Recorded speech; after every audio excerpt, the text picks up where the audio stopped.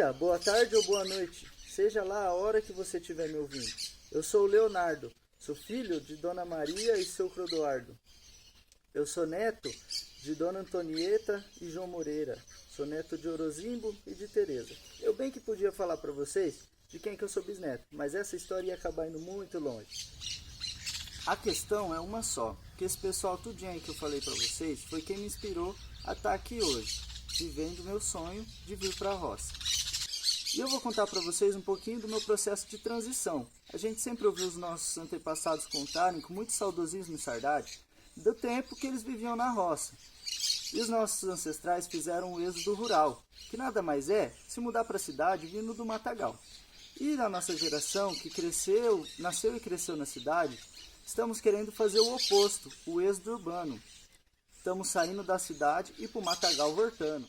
Desde muito pequenininho que eu ouço meus pais e avós contar com enorme saudosismo e saudade dos tempos simples e bons demais que viveram na roça.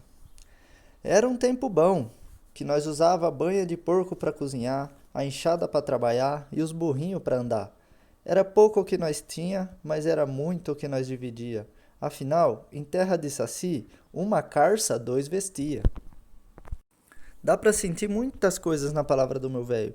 A primeira delas é que ele tem muito orgulho de ter saído da situação de ter poucos recursos e estar hoje numa situação confortável numa casa na cidade, com geladeira, fogão a gás e cozinhando com óleo de soja ao invés de banha de porco. A segunda impressão que passa na fala é que tem muita saudade da vida na roça. Saudade das noites escuras como o breu, o céu cintilante da estrela, do amanhecer ao cantar do galo e ao entardecer junto com o sol e ao grito de sua mãe chamando para jantar. Entra, menino, que já tá tarde! Já com a minha avó materna, Antonieta, a história era diferente na questão dos recursos disponíveis. Era uma fazenda e tanto, conta ela, com criação de tudo que era bicho. Papai cuidava de muitos filhos e todos os filhos cuidavam da roça com o papai. Mesmo tendo bastante terra, nós tínhamos que trabalhar igual, porque rapadura é doce, mas não é mole não. Filha de italianos refugiados de guerra, minha avó conta também, com muito saudosismo e saudade, do tempo bom que vivera na roça. Em suas palavras, os sentimentos identificados são outros. O primeiro é de arrependimento por ter vindo para a cidade barulhenta e corrida. E o segundo é de alívio, por não precisar mais se desgastar na rotina puxada da vida no arado de roça. Todos esses anos, conversando muito com os meus antepassados, me fizeram sentir um profundo apreço pela vida no campo, uma vez que eu já estava desiludido da vida na cidade, com seu incentivo ao consumismo exacerbado, com todo o seu corre-corre para resolver problema da vida urbana, é um tal de pega trânsito, paga a conta, enfrenta a fila, perde mais tempo no trânsito, ouve desgraceira na rádio, vê desgraceira na TV, nas redes sociais, é barulho de moto, ambulância, camburão, caminhão de preso, e você se pergunta, onde que está a humanidade dos humanos? Quando foi que nós nos desliguemos das delícias simples da vida e nos apeguemos ao incessante cotidiano das grandes cidades, sem perceber que estamos abrindo mão dos nossos bens mais valiosos, do tempo, o afeto, os laços familiares, cheiros de flores, contemplação da natureza, e trocamos tudo isso por correria, estresse, notificação de celular, cheiro de óleo diesel e até prédios que limitam a nossa visão. E nesse movimento de me sentir completamente alheio à vida, percebi que o melhor caminho que eu poderia seguir era o caminho de volta. A cidade não tinha mais nenhum encanto para mim, e tudo que passava na minha vida parecia não ter nenhum valor. E como dizem, quem é infeliz cai descosta e quebra o nariz. Talvez eu pudesse viver uma vida no campo, sem precisar dividir um único pão com meus 10 irmãos, como contava o meu pai. Afinal, eu nem tenho 10 irmãos, tenho só 6. Mas uma coisa é certa, aquela escassez de tempos atrás já não era mais a realidade da minha família, tampouco a minha, que já tem estudo, formação e trabalho. Talvez o caminho de volta fosse menos doloroso do que o caminho de vinda. E como diz o meu povo, quem anda depressa não enxerga o que procura. Foi então que eu decidi desacelerar. Para conhecer melhor a decisão que eu estava prestes a tomar, eu decidi primeiro experimentar. Mochila nas costas, pé na estrada, cabeça erguida e bora pra caminhada. Bom, o primeiro lugar que eu fui conhecer foi uma ecovila no interior do estado de São Paulo, em São Carlos, que é uma ecovila que tem mais ou menos 25 hectares de terra e 25 famílias vivendo. São cerca de 40 a 50 pessoas, entre elas crianças, jovens, adultos e até pessoas da terceira idade. E esse pessoal vive em perfeita harmonia. Quando eu cheguei lá, eu falei, não é possível, como é que não se mata esse povo tudo urbano, vivendo na mesma terra, nas mesmas casas, não sai nenhuma briga, um xingo, nada? Foi aí que eu percebi que o ideal em comum que aquelas pessoas tinham era muito mais forte do que as diferenças que cada um tinha. E é possível você viver em coletivo sem abrir mão das suas individualidades. O porém é achar o ponto em comum, o objetivo em comum. E o objetivo em comum que esse pessoal tinha era uma tarde de permacultura, que eu nunca tinha ouvido falar, mas me interessei muito. E o que será que esse dia acha de permacultura? Calma que eu vou chegar lá nessa parte da história. Eles gostavam de viver em harmonia com o ambiente que estavam inseridos, prezavam pelos recursos disponíveis, cuidando bem da água, do solo, das plantas que já tinham no local. Construções de casas com barro, material renovável, que é a bioconstrução, construção de casas vivas integradas ao ambiente. Agricultura no modelo agroflorestal, que nada mais é que plantar agricultura imitando o modelo da floresta. Quando eu cheguei, meu intuito era ficar cerca de 2 meses na comunidade, conhecendo, aprendendo e trabalhando. E a coisa foi fluindo tão bem que eu acabei ficando um ano inteirinho. Entra mês, passa mês, esse pessoal não quer deixar eu ir embora e eu também não quero ir embora, então bora ficar. Mas fiz por merecer também, trabalhei com gosto, de verdade mesmo. Porque quando a gente trabalha em coletivo por um bem maior, por um bem comum, seja o cultivo de plantas ou qualquer outro objetivo, o que você recebe de volta é muito mais valioso do que qualquer bem material.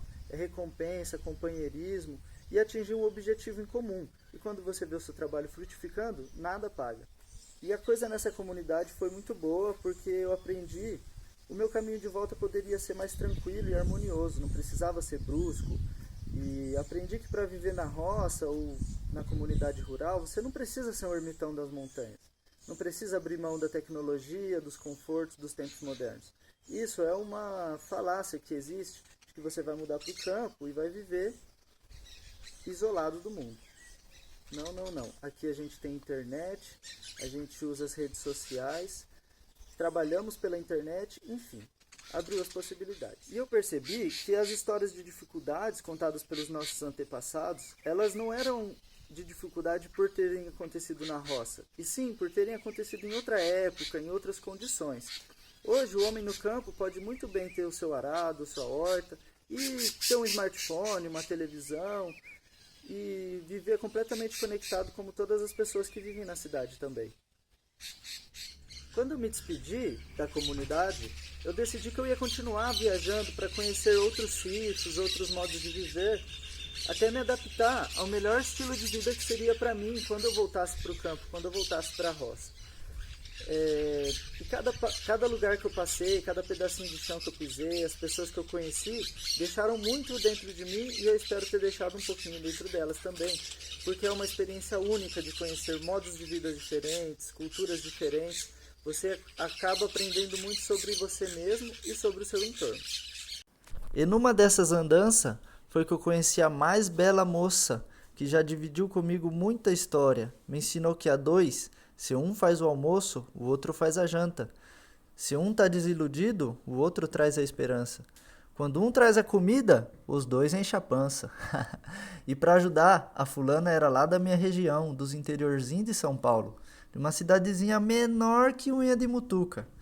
Era minha alma gêmea caipira, não tinha dúvida. Mas voltando à história, é como dizem por aí, quem perde a vergonha fica dono do mundo. Depois de 6 anos viajando por esse Brasilzão afora e até por outros países, eu percebi que realmente a vida urbana não era mais para mim. Foi um caminho sem volta para dentro dos meus sonhos, e eu nunca mais voltei a ser aquele ser humano frio e sem vida que eu me sentia antes dessa história toda começar. Nós decidimos nos mudar para um pequenino pedaço de chão que minha família havia comprado com muito suor. mas que era perfeito para eu aplicar tudo aquilo que havia aprendido nesses anos de andança, de sítio em sítio, de comunidade em comunidade e por aí vai. E cá estamos nós, há uns poucos meses desde que paremos um pouco de andar pelo mundo e a plantar nossas próprias plantas. E agora eu vou mostrar para vocês um pouquinho de como é viver na roça aplicando os conceitos da permacultura, que nada mais é a junção das palavras permanente e cultura, ou cultura permanente. É a tal da permacultura. Bom, pessoal, o intuito principal desse vídeo, como eu já falei para vocês, é ensinar um pouquinho sobre a permacultura. E um dos conceitos da permacultura preza por a gente sempre fechar os ciclos dos recursos. Então eu vou ensinar para vocês um processo de como fechar o ciclo do alimento, né? Que a gente está sempre ingerindo alimento e a gente acaba jogando no lixo e nem sabe para onde que vai isso. Um dado interessante de trazer aqui para nós é que 52% do volume do lixão nos aterros sanitários é de resíduo orgânico. Então se a gente fizer uma composteira doméstica, igual eu vou ensinar para vocês, a gente já consegue diminuir metade do volume do lixo que a gente manda para os aterros.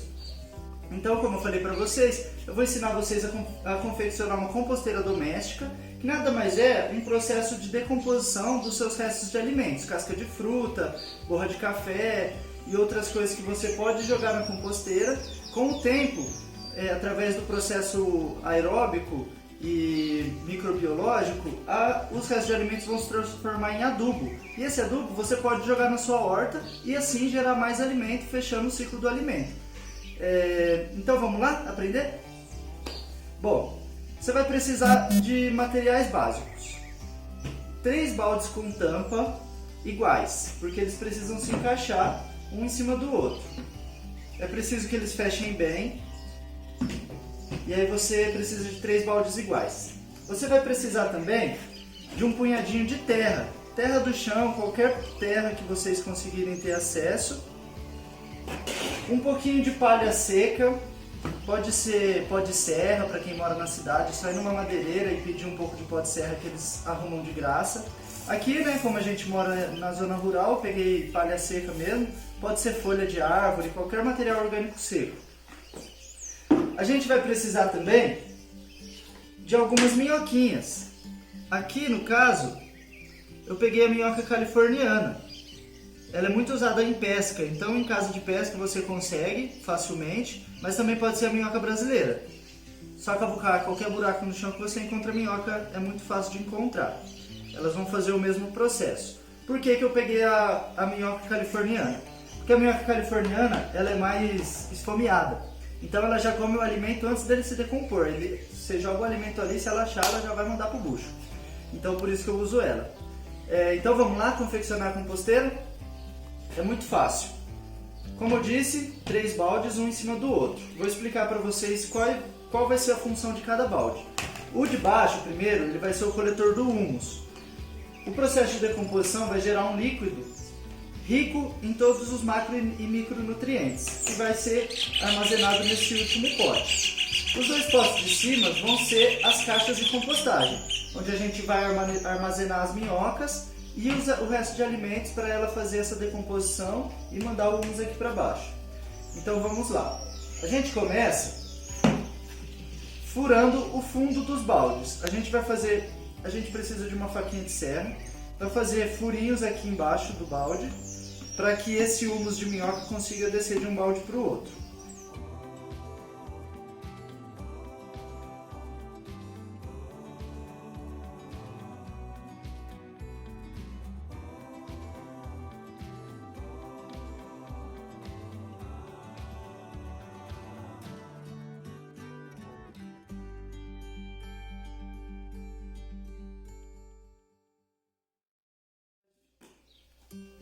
Bom, pessoal, a gente faz os furos na parte de baixo do primeiro e do segundo balde só. O último balde não pode ter furo embaixo, porque, como eu falei, vai ficar armazenado o humus. Feito o furo no balde de cima, vamos para o balde de baixo, o segundo balde. Lembrando de fazer furos pequenos, tá? Porque senão a minhoca acaba caindo de um balde para o outro. É só para passar um líquido.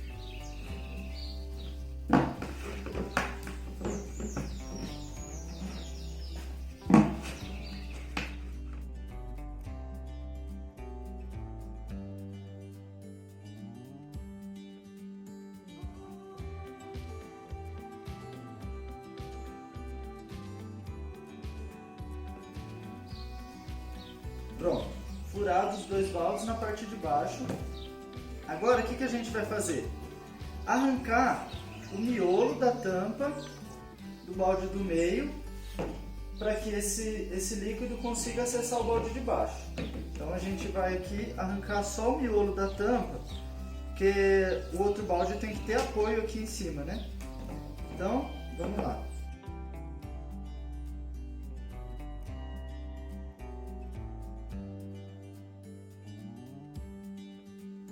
Prontinho. Agora o humus consegue descer para o segundo balde. A gente vai fazer esse mesmo furo na tampa do último balde pelo mesmo motivo, para que o humus do segundo balde consiga acessar a caixa coletora.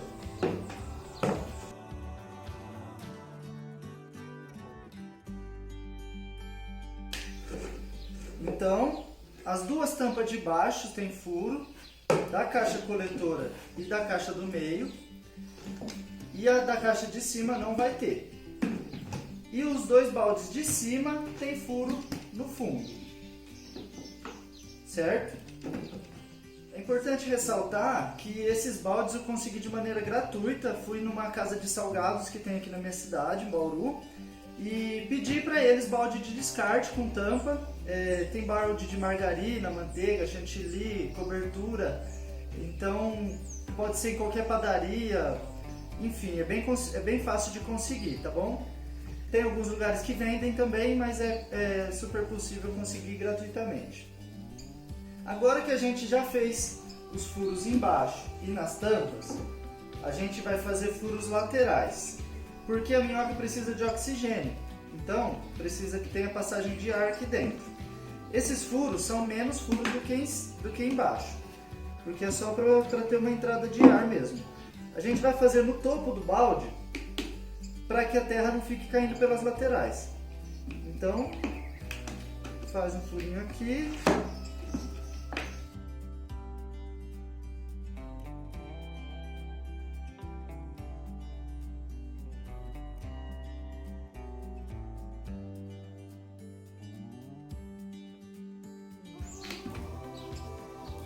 Quatro furos nas laterais superior para a terra não descer.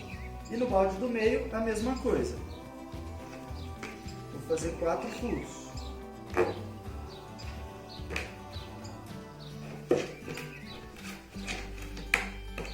Pessoal, não tem problema se o furo ficar irregular, sem uniformidade, tá bom? Isso aqui é só para passagem de ar e líquido, no caso do fundo. Não precisa ficar perfeito.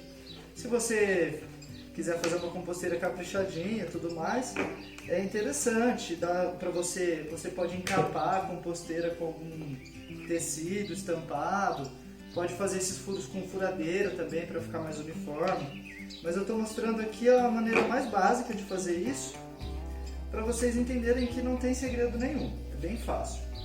Então vamos lá, recapitulando. Os 2 primeiros baldes têm furo no fundo e nas laterais. No fundo para descer o líquido, nas laterais para o respiro das minhocas. Os 2 baldes de baixo tem furo nas tampas. Simples assim. Agora a gente vai preparar o terreno para as minhocas e para a compostagem.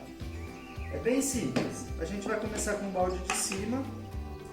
Vamos colocar ele um pouco de terra do chão, qualquer terra, desde que não esteja contaminada com óleo nem sal, importante, mas qualquer terra, pode ser argilosa, arenosa, não tem problema. Vamos fazer um fundo aqui no balde que vai servir de cama para as minhocas. Quando as minhocas chegarem aqui, elas já vão ter uma terra fofinha aqui para navegar, viajar à vontade aqui, comer e tirar aquela cesta depois da comida, né? Todo mundo merece. Então, um fundinho de terra. Daí vem nossas queridas e amadas minhoquinhas, que eu tenho muito apreço por elas, muito carinho. São como bichinhos de estimação. Colocamos as minhocas aqui.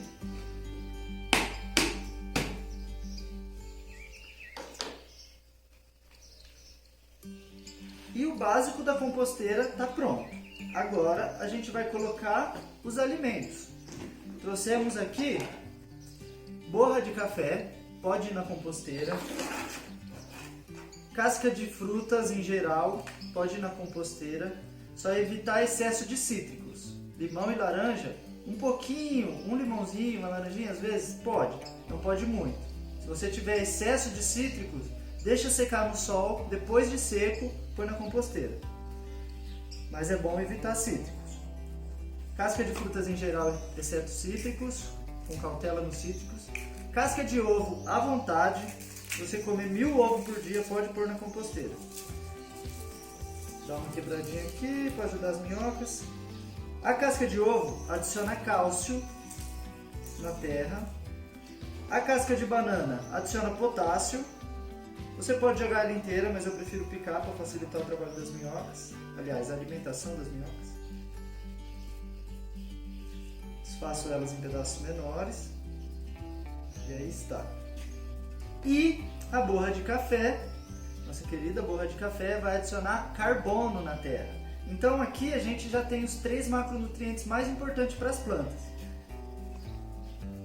Colocado aqui casca de banana, casca de ovo, borra de café, aqui tem tomate e morango. Tomatinho e moranguinho. Coloca lá. E agora, pessoal, que a gente colocou os alimentos, vai um punhadinho de matéria orgânica seca. A quantidade de matéria orgânica seca, seja palha seca ou pó de serra, qualquer outra coisa, é equivalente à quantidade de matéria orgânica úmida que a gente colocou. Então, a gente colocou metade desse potinho de matéria orgânica, mais esse potinho de borra de café. Vamos considerar que tem uns 2 punhados aí de matéria orgânica úmida. Vou pôr 2 punhados de matéria orgânica seca. Cobrir bem. Interessante fazer uma cobertura generosa aqui de matéria orgânica seca, gente, para evitar os mosquitinhos da fruta.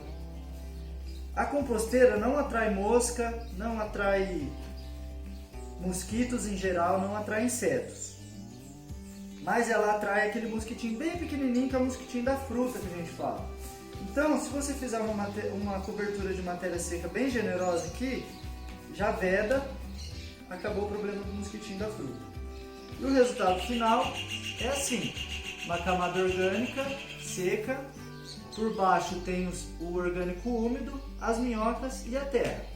Com o tempo, isso aqui vai virar uma coisa só, porque as minhocas vão andando para lá e para cá, comendo e tal, e vai virar um adubo rico, riquíssimo. Agora a gente põe aqui em cima e tampa. O que acontece, pessoal? Essa primeira parte que a gente fez, depois que a gente encher ela, a gente vai trocar a tampa, pôr ela para baixo, pôr a tampa da segunda aqui e começar a encher o balde que estava no meio e tampar ele aqui. Quando você terminar de encher esse balde, esse processo de decomposição já vai estar pronto para você usar na sua horta. E aí você tira a terra daqui, deixa um pouco de minhoca, tira a terra e já pode repetir o processo. Troca a tampa, troca o vaso de lugares. E aí o que acontece? Essa composteira aqui, ela é de tamanho individual. Se você mora sozinho ou se só você na sua casa vai usar a composteira, ela supre as suas necessidades. Mas se você for em 2 pessoas que vai usar a composteira, faça com um balde desse tamanho. E se for 3 a 5 pessoas, faça com um balde desse tamanho. Esses baldes eu também consegui de doação nas padarias, é bem fácil de conseguir. Bom, pessoal, como vocês puderam observar, é bem fácil de fazer uma composteira doméstica e você consegue destinar mais de 50% do volume do seu lixo dentro da sua própria casa, sem precisar mandar para aterros nem lixões. Então, a composteira ela gera um adubo terroso, um adubo sólido, que é feito através da decomposição da matéria aqui nesses 2 baldes de cima.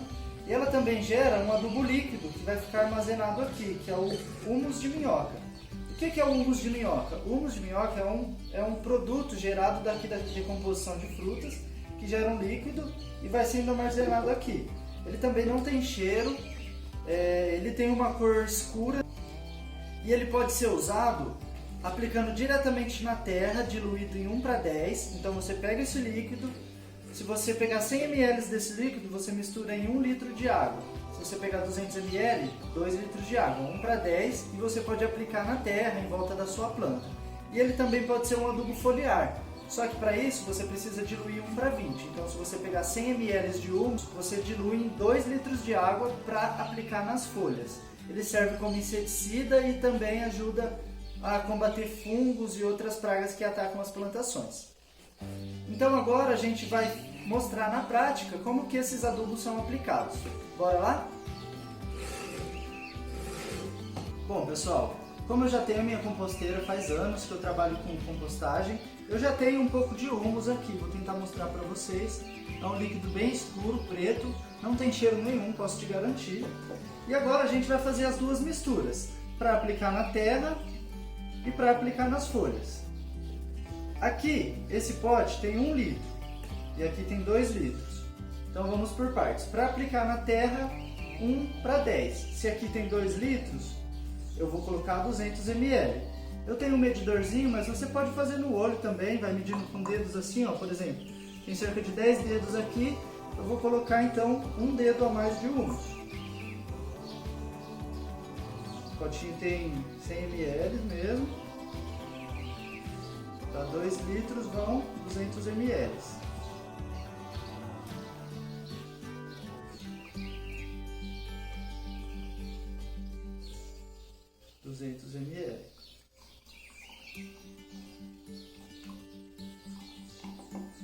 Esse aqui eu vou aplicar na terra diretamente, 1 para 10. Dá uma chacoalhadinha e pronto. Aqui, 1 litro, eu vou aplicar 1 para 20, porque aqui vai ser borrifado nas folhas.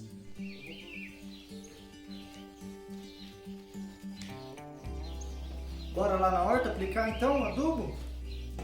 Bom pessoal, agora que a gente aprendeu a fazer nossa composteira e já compostamos nossos alimentos, gerou esse adubo rico em todos os macro e micronutrientes. Um adubo orgânico completíssimo, que tem todos os nutrientes necessários para as plantas desenvolverem. E a gente vai dar uma demonstração para vocês como usar esse adubo para cultivar alimentos. A gente vai misturar aqui na nossa terra, num pedacinho do nosso canteiro, e plantar umas mudinhas de rúcula, que a gente pegou no Ceasa, é bem baratinho também. Então vamos lá.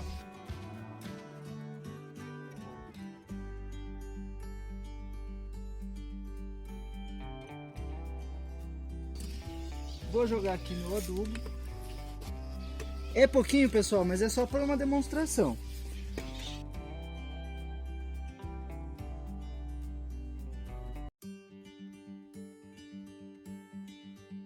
Bom pessoal, misturado aqui o nosso adubo, pode ver que a terra tem que ficar bem uniforme.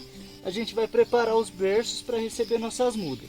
É importante quando você for plantar mudas, principalmente de hortaliça, deixar o solo bem fofo, para quando a raiz começar a desenvolver, não encontrar dificuldades.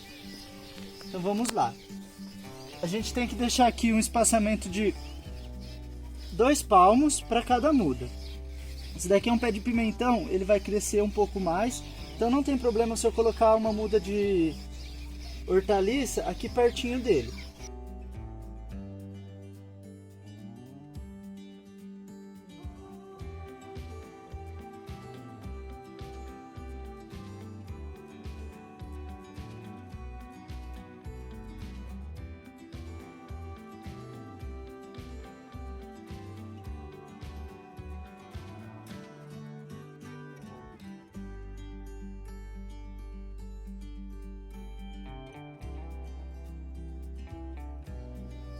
Bom, agora que a gente colocou nossas mudinhas na terra, a gente vai aplicar o humus de minhoca da terra. Lembra, 1 para 10.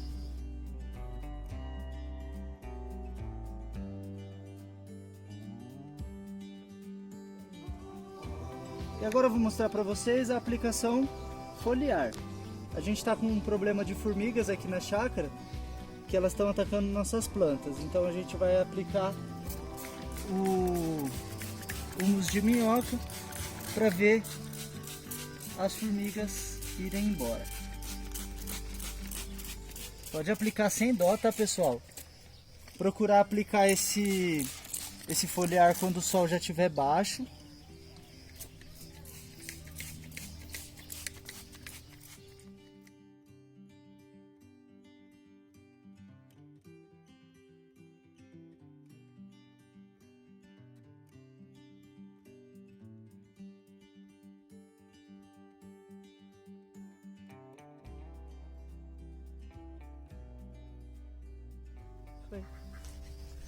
Pessoal, como vocês puderam ver com o meu relato, com a minha história, mudar para o campo nem é tão difícil assim, não é uma coisa de outro mundo. Você tem que estudar suas possibilidades, as alternativas que você tem ao seu alcance e ver o que está mais viável.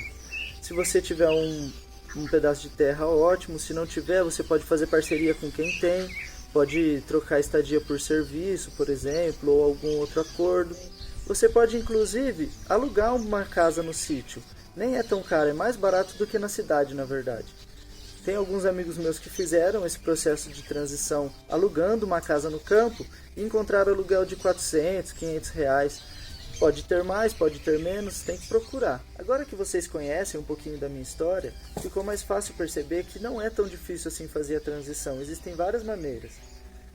E o mais importante é saber que você não precisa abrir mão do conforto da cidade para se mudar para a roça. Outro ponto importante para ressaltar é que você não precisa ser um plantador ou uma plantadora para morar na roça. Você pode desenvolver qualquer outra atividade que a sua criatividade permitir.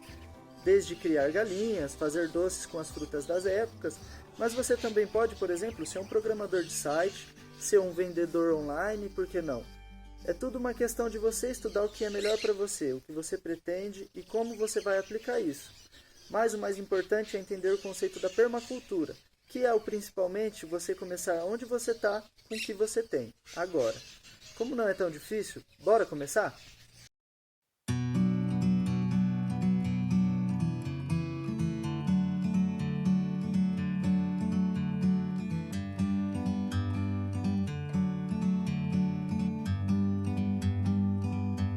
Like a bird on a tree, I'm just sitting here. I got time.